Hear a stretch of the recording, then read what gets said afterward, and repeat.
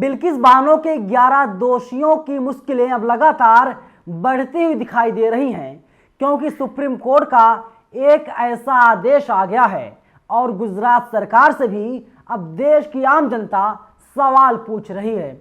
बिल्किस बानो सवाल पूछ रही हैं, लेकिन गुजरात की सरकार खामोश है।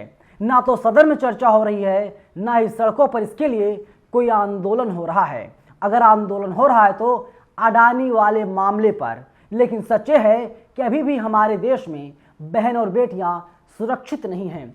नमस्कार, मेरा नाम है नवीन कुमार नंदन और आप देख रहे हैं नेशनल दस्तक। साल 2002 का वक्त था।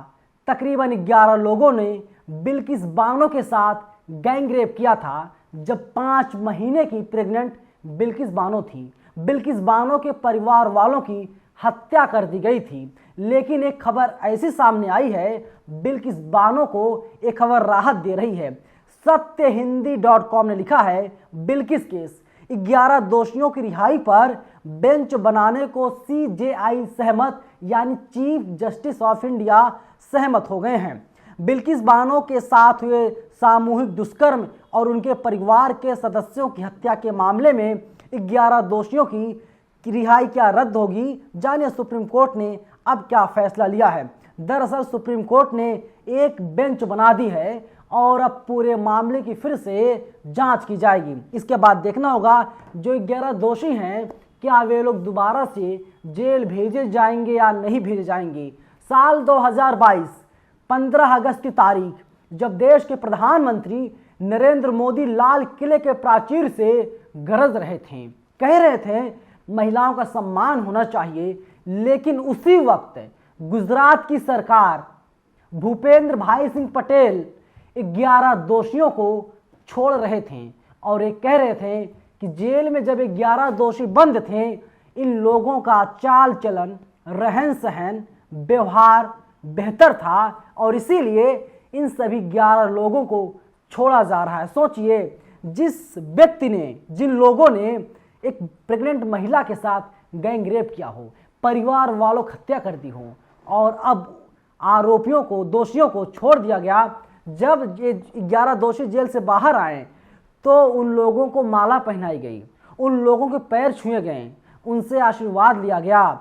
एक बीजेपी का विधायक है, उसने तो यहाँ तक कह दिया, ये जो रेपिस्ट हैं ये संस्कारी ब्राह्मण हैं, कोई फर्क नहीं पड़ता। सोचिए, भारतीय जनता पार्टी का असली चाल, चरित्र और चेहरा उसी दिन सामने आ गया था। लेकिन होगा क्या? वही होगा जो सरकारों को मंजूर होगा, वही होगा जो हमारे देश के जो पूंजीपति हैं, जो गुंडे हैं, जो मवाली हैं, अपराधी हैं, रेपिस्ट हैं, जो उनको मंजूर होगा वही होगा।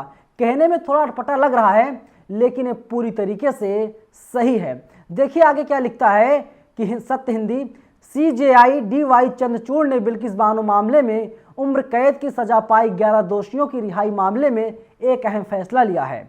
उन्होंने दोषियों की रिहाई वाले गुजरात सरकार के आदेश को चुनौती देने वाली याचिकाओं पर सुनवाई करने के लिए एक विशेष पीठ गठित करने पर सहमति व्यक्त की है। मुख्य न्यायाधीश DY चंद्रचूड़, न्यायमूर्ति PS नरसिम्हा और न्यायमूर्ति JB पारदीवाला की पीठ के समक्ष बिल्किस बानो की ओर से पेश अधिवक्ता शोभा गुप्ता ने मंगलवार को इस मामले का जिक्र किया है। अब आप सोचिए किस तरीके से 3 मार्च 2022 को भीड़ द्वारा बिल्किस बानो के साथ सामूहिक दुष्कर्म किया गया था, उनके परिवार के सदस्यों की हत्या कर दी गई थी। यह घटना दाहोद जिले के लिमखेड़ा तालुका में हुई थी। उस समय बिल्किस बानो गर्भवती थी। बिल्किस की उम्र उस समय महज 21 साल थी। इस मामले में उम्र कैद की सजा काट रहे 11 दोषियों को पिछले साल 15 अगस्त को रिहा कर दिया गया था। बिल्किस बानो के साथ हुए सामूहिक बलात्कार मामले में 11 दोषी जब गुजरात सरकार की छूट नीति के तहत जेल से बाहर आए थे तो उन्हें रिहाई के बाद माला पहनाई गई थी और मिठाई खिला करके उनका स्वागत किया गया था।